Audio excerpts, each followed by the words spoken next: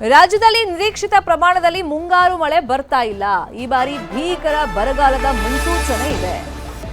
ರೈತರು ಬರ ಅಂತೇಳಿ ಘೋಷಣೆ ಮಾಡಿ ನಮಗೆ ಈಗಲೇ ಸರ್ವೆ ಮಾಡಿಸಿ ಬೆಳೆ ಪರಿಹಾರ ಕೊಡಿ ಅಂತೇಳಿ ಸರ್ಕಾರಕ್ಕೆ ಅಧಿಕಾರಿಗಳಿಗೆ ಮನವಿಯನ್ನ ಮಾಡ್ತಾ ಇದ್ದಾರೆ. ಈ ಮಧ್ಯದಲ್ಲೇ ಸಿಎಂ ಡಿಕೆ ಶಿವಕುಮಾರ್ ಅವರು ರೈತರಿಗೆ ಒಂದು ಮನವಿಯನ್ನ ಮಾಡಿದ್ದಾರೆ. ಡ್ಯಾಮ್ಗಳನ್ನ ನಂಬಿಕೊಂಡು ಬೆಳೆಯನ್ನ ಬಿತ್ತಬೇಡಿ, ಸ್ವಲ್ಪ ಕಾಯಿರಿ ಅಂತ ಹೇಳಿದ್ದಾರೆ. ನೀರು ಬಿಡುವಂತ ವಿಚಾರದಲ್ಲಿ ರೈತರು ಒತ್ತಡವನ್ನ ಹಾಕಬೇಡಿ, ಡ್ಯಾಮ್ ಭರ್ತಿವರೆಗೆ ಬೆಳೆ ಹಾಕುವ ಯೋಚನೆಯನ್ನ ಕೈಬಿಡಿ, ಡ್ಯಾಮ್ ನೀರನ್ನ ನಂಬಿಕೊಂಡು ಬೆಳೆಯನ್ನ ಹಾಕಬೇಡಿ, ಬಿತ್ತನೆ ಮಾಡಬೇಡಿ ಅಂತೇಳಿ ಸಿಎಂ ಕರೆಯನ್ನ ಕೊಟ್ಟಿದ್ದಾರೆ. ಮಳೆ ಬಂದ್ರೆ ನಾವು ನೀರನ್ನ ಒದಗಿಸ್ತೀವಿ. ಈ ವರ್ಷ ದೇಶದಲ್ಲಿ ಭೀಕರ ಬರಗಾಲದ ಸಾಧ್ಯತೆ ಇದೆ, ಆ ಮುನ್ಸೂಚನೆ ಇದೆ. ಬರಗಾಲದ ಬಗ್ಗೆ ಕೇಂದ್ರ ಮುನ್ಸೂಚನೆ ಕೊಟ್ಟಿದೆ ಅಂತೇಳಿ ಸಿಎಂ ಡಿಕೆ ಶಿವಕುಮಾರ್ ಅವರು ಹೇಳಿದ್ದಾರೆ. ಆಲ್ರೆಡಿ ರೈತರು ಈಗ ಹೇಳ್ತಿರೋದು ಮುಂಗಾರು ಪೂರ್ವ ಮಳೆ ನೋಡಿದ್ದೀವಿ, ಕೈ ಕೊಡ್ತು. ಅಟ್ಲೀಸ್ಟ್ ಮುಂಗಾರು ಮಳೆನಾದರೂ ಬರುತ್ತೆ ಅಂತಂದರೆ ಅದು ಬರ್ತಾ ಇಲ್ಲ ನಿರೀಕ್ಷಿತ ಪ್ರಮಾಣದಲ್ಲಿ. ಜೂನಲ್ಲಂತೂ ಬರಲೇ ಇಲ್ಲ. ಈಗ ಜುಲೈನಲ್ಲಿ ಸ್ವಲ್ಪ ವೇಟ್ ಮಾಡೋಣ ಅಂತ ಅಧಿಕಾರಿಗಳು ಹೇಳ್ತಾ ಇದ್ದಾರೆ. ಹಾಗಾದರೆ ಸಿಎಂ ಈ ವಿಷಯವಾಗಿ ರೈತರಿಗೆ ಏನು ಮನವಿ ಮಾಡಿದ್ದಾರೆ ನೋಡೋಣ. ಸಮಸ್ಯೆ ಕಾಣ್ತಾ ಇದೆ. ರೈತರು ಭಾಳ ನೀವು ಪ್ರೆಷರ್ ಬಿಲ್ಡಪ್ ಮಾಡಕ್ಕೆ ಹೋಗ್ಬೇಡಿ. ನಿಮ್ಮ ಬೆಳೆಗಳಲ್ಲಿ ಹಾಕೊಳ್ಬೇಕಾದ್ರೆ ಈ ನೀರನ್ನು ನಂಬಿಕೊಂಡು ನೀವು ಬೆಳೆ ಹಾಕೊಳ್ಳೋಕೆ ಹೋಗ್ಬೇಡಿ. ನೀರಿಲ್ಲದೆ ನೀರು ಬಿಡ್ಲಿಕ್ಕೆ ಸಾಧ್ಯ ಆಗುವುದಿಲ್ಲ. ಸೊ ಅದಕ್ಕೆ ನೀವು ಮುಂದಿನ ದಿನದ ಮಳೆನ ಗಮನದಲ್ಲಿ ಆಧಾರನ ಇಟ್ಕೊಂಡೇ ನೀವು ಯೋಚನೆ ಮಾಡಬೇಕು. ಸೊ ಎಲ್ಲರಿಗೂ ನಾನು ಹೇಳ್ತಾ ಇದ್ದೀನಿ, ಡ್ಯಾಮ್ಗಳು ಸೀದಾಗೆ ಫಿಲ್ ಆಗೋವರೆಗೂ ಕೂಡ ನೀವು ಬೆಳೆಗಳ ಬಗ್ಗೆ ನೀವು ಆಲೋಚನೆ ಮಾಡಕ್ಕೆ ಹೋಗ್ಬೇಡಿ. ಯಾಕೆಂದ್ರೆ ಇಡೀ ದೇಶದಲ್ಲಿ ಈ ದೊಡ್ಡ ಸಮಸ್ಯೆ ಈಗಾಗಲೇ ಕಾಣ್ತಾ ಇದೆ. ಇನ್ನು ಈ ವರ್ಷ ಫುಲ್ಲು ಮಳೆ ಬಂತು ಅಂದ್ರೆ ಖಂಡಿತ ನಿಮ್ಗೆ ಏನ್ ಬೇಕೋ ನೀರನ್ನು ನಾವು ಒದಗಿಸ್ಕೊಡ್ತೇವೆ.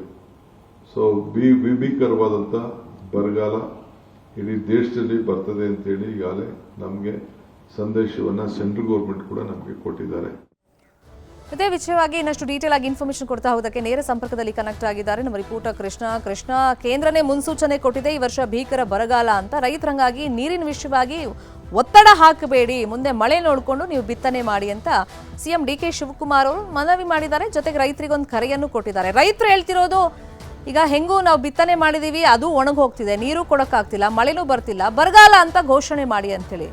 ಸರ್ಕಾರ ಯಾವಾಗ ಘೋಷಣೆ ಮಾಡ್ಬೋದು ಬರಗಾಲ ಅಂತ? ಜುಲೈ ತನಕ ವೇಟ್ ಮಾಡಿ ನೋಡೋಣ ಅಂತಿದ್ಯಾ ಇನ್ನು? ಶರ್ಮಿತಾ, ಈಗ ಪ್ರಾರಂಭದ ಹಂತದಲ್ಲಿ ಈಗ ರೈತರಿಗೆ ಮುಖ್ಯಮಂತ್ರಿಗಳೇ ಖುದ್ದು ಕರೆಯನ್ನ ಕೊಟ್ಟಿರತಕ್ಕಂಥದ್ದು. ಒಂದು ಕಡೆಗೆ ರಾಜ್ಯದಲ್ಲಿ ಭೀಕರ ಬರಗಾಲದ ಮುನ್ಸೂಚನೆ ಕೂಡ ಸಿಗ್ತಾ ಇದೆ. ಮತ್ತೊಂದು ಕಡೆ ಈಗಾಗಲೇ ಜೂನ್ನಲ್ಲಿ ಮಳೆ ಬರಬೇಕಾಗಿತ್ತು, ಜೂನ್ನಲ್ಲೂ ಕೂಡ ಮಳೆ ಬಂದಿಲ್ಲ. ಈಗ ಜುಲೈನಲ್ಲೂ ಕೂಡ ಮಳೆ ಬರಬಹುದು ಅನ್ನೋ ನಿರೀಕ್ಷೆಯಲ್ಲಿ ರೈತರು ಕೂಡ ಇರತಕ್ಕಂಥದ್ದು. ಮತ್ತೊಂದು ಕಡೆ ಅಧಿಕಾರಿಗಳು ಕೂಡ ಈಗಾಗಲೇ ಸಂದೇಶವನ್ನು ಕೂಡ ಕೊಟ್ಟಿದ್ದಾರೆ. ಈಗ ಎಲ್ಲ ಒಂದು ಕಡೆ ಮಳೆ ಬರೆದಿರತಕ್ಕಂಥ ಸಂದರ್ಭದಲ್ಲಿ ರಾಜ್ಯದ ಬಹುತೇಕವಾದಂತಹ ಜಲಾಶಯಗಳು ಈಗ ಖಾಲಿ ಆಗಿರತಕ್ಕಂಥದ್ದು. ಬಹಳ ಪ್ರಮುಖವಾಗಿ ಕಾವೇರಿಯ ನದಿ ಕೂಡ ಎಲ್ಲೊಂದು ಕಡೆ ಕಡಿಮೆ ಆಗಿರತಕ್ಕಂಥದ್ದು. ಹಾಗಾಗಿನೇ ಆ ಭಾಗದ ರೈತರು ಸಾಕಷ್ಟು ಸಮಸ್ಯೆಯನ್ನು ಕೂಡ ಅನುಭವಿಸ್ತಾ ಇದ್ದಾರೆ. ಇದೀಗ ಎಲ್ಲೊಂದು ಕಡೆ ಬಿತ್ತನೆಯನ್ನು ಹಾಕಬೇಡಿ, ಮತ್ತೊಂದು ಕಡೆ ಈ ಒಂದು ಜಲಾಶಯಗಳಿರತಕ್ಕಂಥ ನೀರನ್ನು ನಂಬಿಕೊಂಡು ಯಾವುದೇ ಕಾರಣಕ್ಕೂ ಕೂಡ ಬಿತ್ತನೆಯನ್ನು ಹಾಕಬೇಡಿ. ನೀರು ತುಂಬಿದ ಬಳಿಕವಾಗಿ ನೀವು ಬಿತ್ತನೆ ಹಾಕಿ ಕೃಷಿ ಚಟುವಟಿಕೆಗಳನ್ನು ಮಾಡಿ ಅನ್ನೋ ಸಂದೇಶವನ್ನ ಈಗ ಮುಖ್ಯಮಂತ್ರಿ ಡಿಕೆ ಶಿವಕುಮಾರ್ ಕರೆಯನ್ನು ಕೊಟ್ಟಿರತಕ್ಕಂಥದ್ದು. ಈ ಒಂದು ಕರೆಯ ಆಧಾರದ ಮೇಲೆ ರಾಜ್ಯದ ರೈತರು ಬರುವಂತ ದಿನಗಳಲ್ಲಿ ಯಾವ ರೀತಿಯಾಗಿ ನಡೆಯನ್ನು ತೋರ್ತಾ ಇರುವಂತದ್ದು ಒಂದು ಪ್ರಶ್ನೆ ಆದರೆ, ಮತ್ತೊಂದು ಕಡೆ ಈಗಾಗಲೇ ವಿರೋಧ ಪಕ್ಷವಾಗಿರತಕ್ಕಂಥ ಬಿಜೆಪಿ ನಾಯಕರು ಕೂಡ ಈಗಾಗಲೇ ಸರ್ಕಾರಕ್ಕೆ ಒತ್ತಡವನ್ನು ಹಾಕ್ತಾ ಇರತಕ್ಕಂಥದ್ದು. ಭೀಕರ ಬರಗಾಲದ ಮುನ್ಸೂಚನೆ ಕೂಡ ಸಿಗ್ತಾ ಇದೆ. ಹಾಗಾಗಿ ಬರಪೀಡಿತ ತಾಲೂಕುಗಳು ಯಾವೆಲ್ಲ ಇದಾವೆ ಅದನ್ನ ಘೋಷಣೆಯನ್ನ ಮಾಡಿ ಅನ್ನೋ ಒಂದು ಡಿಮ್ಯಾಂಡ್ ಅನ್ನು ಕೂಡ ಈಗಾಗಲೇ ವಿರೋಧ ಪಕ್ಷದ ನಾಯಕರು ಆಗ್ರಹವನ್ನು ಕೂಡ ಮಾಡಿರತಕ್ಕಂಥದ್ದು. ಇದೀಗ ಮುಖ್ಯಮಂತ್ರಿಗಳು ಸರ್ಕಾರ ಬಹಳ ಪ್ರಮುಖವಾಗಿ ಆದ್ಯತೆಯನ್ನು ಕೊಟ್ಟಿರತಕ್ಕಂಥದ್ದು. ಪ್ರಮುಖವಾಗಿ ಕುಡಿಯೋ ನೀರಿಗೆ ಯಾವುದೇ ಕಾರಣಕ್ಕೂ ಕೂಡ ಸಮಸ್ಯೆ ಆಗಬಾರದು. ಮತ್ತೊಂದು ಕಡೆ ಜಾನುವಾರುಗಳಿಗೂ ಕೂಡ ಮೇವು ಒದಗಿಸುವ ನಿಟ್ಟಿನಲ್ಲಿ ಎರಡು ಪ್ರಮುಖವಾದಂತಹ ವಿಚಾರಗಳಿಗೆ ಈಗಾಗಲೇ ಆದ್ಯತೆಯನ್ನು ಕೂಡ ಕೊಟ್ಟಿರತಕ್ಕಂಥದ್ದು. ಹಾಗಾಗಿನೇ ಮುಖ್ಯಮಂತ್ರಿಗಳು ಈಗಾಗಲೇ ಸಂಬಂಧಪಟ್ಟಂತ ಸಹೋದ್ಯೋಗಿಗಳಿಗೆ ಸಚಿವರುಗಳಿಗೆ ಸೂಚನೆಯನ್ನು ಕೊಟ್ಟಿದ್ದಾರೆ.